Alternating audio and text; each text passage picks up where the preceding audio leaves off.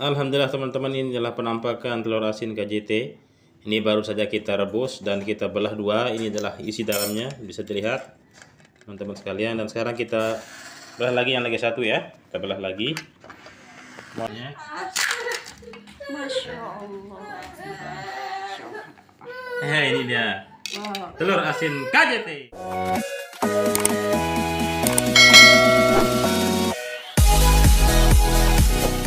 Teman-teman sekalian, dalam membuat telur asin tidak selamanya proses berjalan mulus dan baik. Teman-teman sekalian, ada kalanya kegagalan kita hadapi.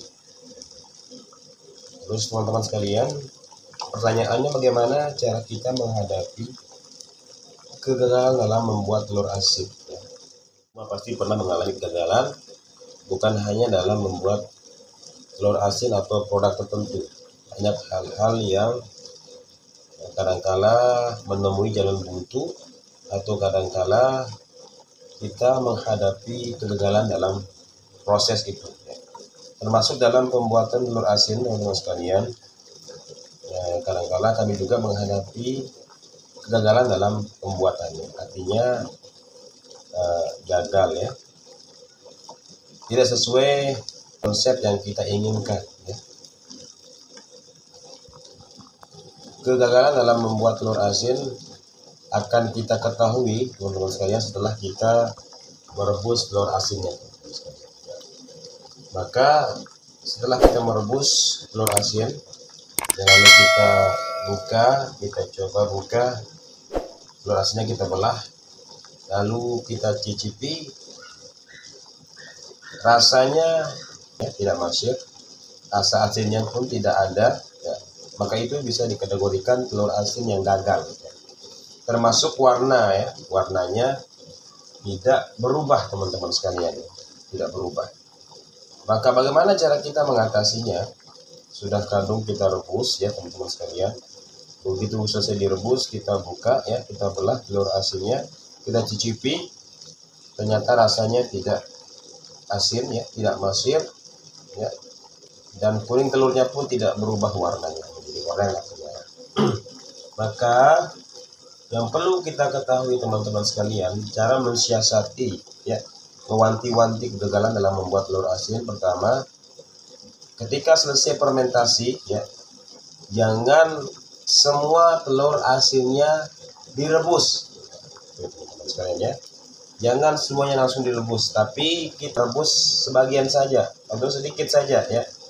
Mungkin cukup dia 6 butir dulu atau 2 butir dulu ya. Setelah itu, setelah 2 butir atau 6 butir kita rebus ya. Nah itu baru kita belahkan, kita belah telur asinnya. Lalu kita lihat hasilnya bagaimana ya. Kalau ternyata hasilnya seperti tadi ya, tidak masir ya, bentuk kuning telur dan putih telurnya tidak oranye dan merah, maka sisa yang masih difermentasi jangan direbus lagi ya. Dibiarkan, kita tambah waktu fermentasi sekitar 7 hari lagi atau seminggu lagi ya. Begitu teman-teman sekalian. Jadi apabila 2 minggu tadi tidak menghasilkan telur asin sesuai spek ya, atau sesuai dengan yang kita inginkan, maka kita fermentasi lagi, kita tambah waktu untuk fermentasi, kita biarkan ya, kita ramkan lagi selama 7 hari lagi sehingga genap menjadi 3 minggu ya teman-teman sekalian ya. Oke, setelah 3 minggu lalu kita terus lagi, insya Allah akan kita mendapatkan telur asin yang lebih masyir dan rasanya asin pas ya, dan tentunya warnanya akan oranye. Karena saya pernah mengalami seperti ini, lalu saya tambah waktu fermentasi ya, selama 7 hari lagi, dan setelah itu kita rebus lagi. Alhamdulillah hasilnya memuaskan ya. Jadi caranya jangan dihabiskan semua langsung ya, direbus ya, jangan, tapi disisakan sebagian besar, hanya sebagian kecil yang kita rebus. Kalau hasilnya bagus maka rebus semuanya ya.